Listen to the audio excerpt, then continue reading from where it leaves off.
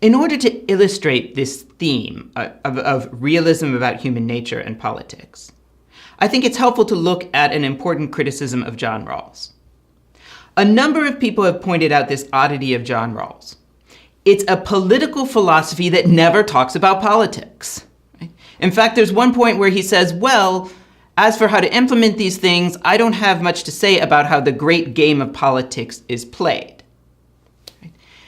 And so people come along and say, now, wait a minute, you've got a theory of justice here, but you have nothing to say about actual politics.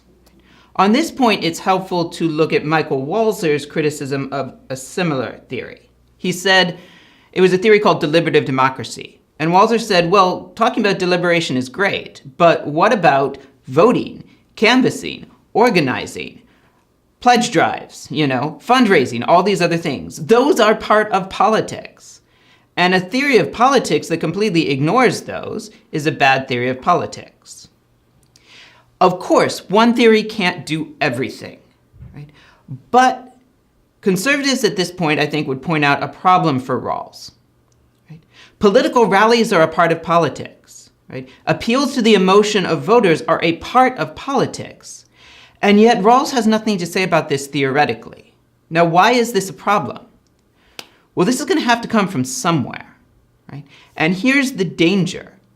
If your political philosophy is dedicated to justice, to an abstract concept of justice, and has nothing to say about political rallies, then it would seem that political rallies are a mere technique of persuasion or manipulation to move the society closer to this abstract ideal. Right?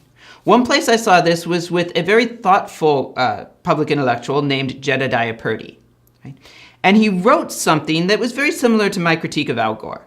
Right? He was basically saying that Democrats aren't very good at appealing to voters on something like an emotional level, right? And not very good at using symbolism.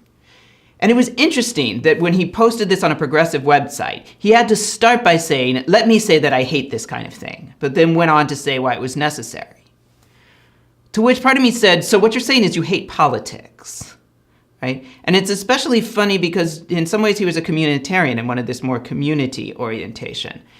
And yet he had to view, something made him view this, or expect his readers to want him to view, appeal to symbolism with disdain. Right? Well, first of all, one concern is that's going to make liberals lose political elections. Right?